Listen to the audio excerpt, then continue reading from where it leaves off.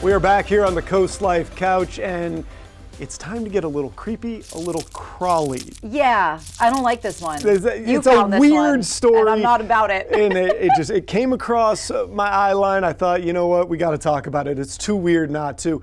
Instructors at Marquette University in Milwaukee using cockroaches to teach students about neuroscience. Sure, as you do. Sure. They attach Bluetooth-enabled backpacks to the bugs, and now I'm just seeing I know.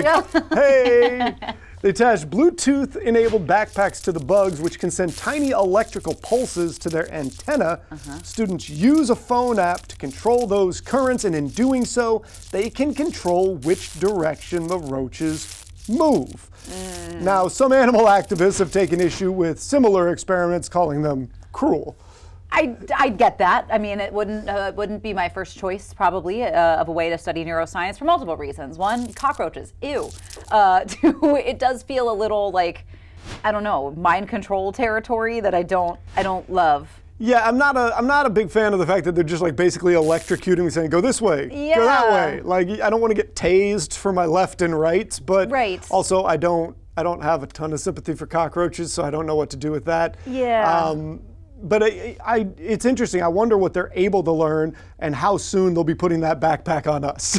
It just brings me back to Jurassic Park when Jeff Goldblum is like, scientists always ask, can we, never should we? Yeah. This is one of those, should we? Why? Why do we need to do this? What is the need here? Is the cockroach neurological pathway in any way similar at all to us that we need this?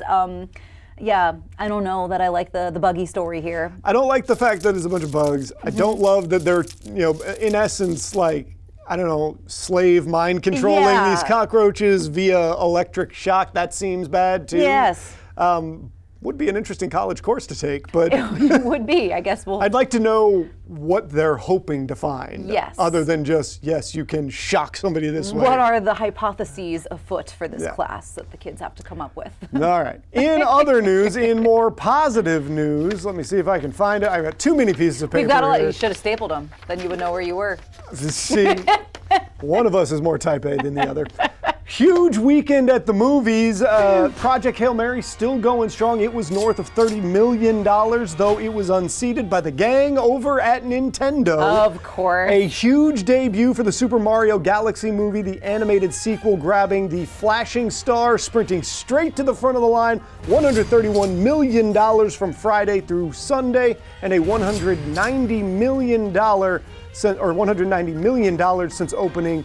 I believe on its first wave of shows, which was something like Wednesday. I think so, yeah. Wednesday, Thursday is when it started to come out. I mean, this is a highly anticipated movie for a lot of fans. I think both young and old. Something like Super Mario Galaxy brings everybody back out. I know the Mario movie did pretty well the first time around. Did great the first time around. I will say that from a ratings or a review standpoint, people seem to find the first one a little bit better than this one, but that's typical. This is enough to get all the kids can go to this. Yep. The parents can have a good enough time. Big actor Jack Black doing voice in there and also promoting the movie. He was on SNL recently, he was. So yes, he you get all that kind of stuff. And movies are up in general this year. Quarter two for movie theaters is up something like 26% already, and so maybe we're heading back to people being in the theaters. I really hope so. I mean, I'm sure a little bit of that is some level of escapism, and we want to be entirely escaped, whisk us away from the theater experience and all, because I think sometimes, as we discussed before, when you're sitting and watching a movie at home, it's still just a little too tempting to grab the phone, so you're still kind of attached to the world at large. I think for me, I know when I sit in a theater, I am all in on what is happening on the screen in front of me. So hopefully it's just movies are getting a little better. They're bringing people back out. I do think that the slate is improving. I mean, and we're getting movies were rough for a hot minute. The big franchise stuff has come back, like this Mario movie, but also some great original IP, like the Project Hail Mary, which comes from a book, that was not a sequel or anything like that. we're going to see some more of this throughout the year. Dune 3 still to Yep, come. that's right. There, the Devil Wears Prada Yes. sequel, which I think just about anybody that has fun with those kind of movies, super excited about. So it's going to be a big year for movies, and I think you're seeing that the slate itself is a big reason for that. Yes, so I am ready for all of that. Should be a good summer of movies. But we've got more Coast Life for you. We're taking a trip to Mid-South Audio when we get back.